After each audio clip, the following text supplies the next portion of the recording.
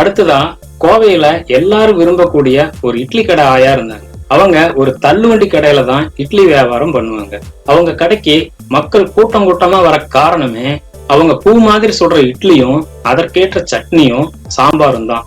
Kovai IT company ஊழியர்களின் விருப்பமான உணவு ஆயா கடை இட்லியும் சட்னியும் சாம்பாரும் தான். சில சமயங்கள்ல உட்கார கூட இடம் இல்லாம வாடிக்கையாளர்கள் நின்று கொண்டே சாப்பிடுவார்கள். பக்கத்தில் நிறைய தள்ளுவண்டி உணவு கடைகள் இருந்தாலும் கூட மக்களுக்கு ஆயா கடை தான் ஸ்பெஷல். கந்து வட்டி தரவங்க மினி பைனான்ஸ்காரங்கெல்லாம் கூட சொன்னாங்க, குறைஞ்ச வட்டிக்கு பணம் தர்றோம், சின்னதா ஒரு கடையை பிடிச்சி மக்கள் உட்கார்ற மாதிரி வசதி பண்ணி விட்டீங்கன்னா வியாபாரம் பிச்சுக்கிட்டு போகும்னு சொன்னாங்க.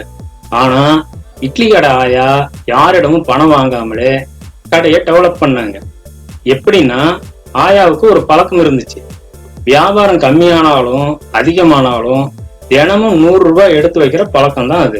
தினமும் 100 ரூபாய ஒரு பிளாஸ்டிக் குடத்துல போட்டு வைப்பாங்க.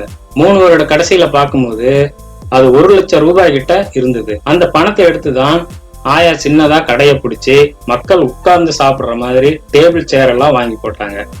இப்ப கூட்டம் இன்னும் அதிகமா வந்தாங்க. ஆனா ஆயாவோட அடிப்படை என்னன்னா, முதல் விஷயம் சுவையில எந்தவித காம்ப்ரமைஸும் பண்ண மாட்டாங்க. 2வது விஷயம் என்னன்னா, தினமும் தவறாம தொடர்ச்சியா 100 ரூபாய் எடுத்து வைக்கிற பழக்கம் தான். 3வது விஷயம் என்னன்னா, சுலபமா கிடைக்குதேங்கிறதுக்காக எந்த சூழ்நிலையிலையும் கடன் வாங்காமல் இருப்பது. இந்த 3 பழக்கங்களும் ஆயாவை கொஞ்சம் கொஞ்சமா வாழ்க்கையில முன்னேற்றம் காண வச்சு